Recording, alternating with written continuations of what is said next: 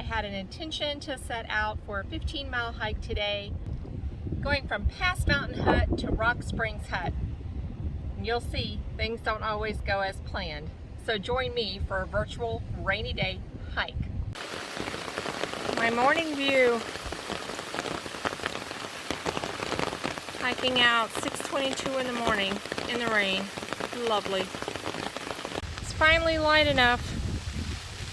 You can see crossing Skyline Drive in the rain and the wind. Thornton Gap, I believe. Came from that way. Just climbing up this mountain, wading through the trail. There's ginormous rocks around here. There was bigger ones back there.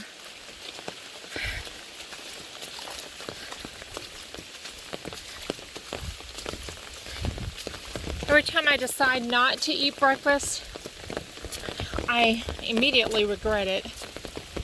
Just had a sip of food bar. I was just gonna get up here to this shelter and have a nice dry breakfast. That was my goal, but it's like 2.5 miles away. And I'm peckish. Apparently climbing mountains on an empty tummy or a handful of nuts doesn't cut it. And I haven't had my coffee yet.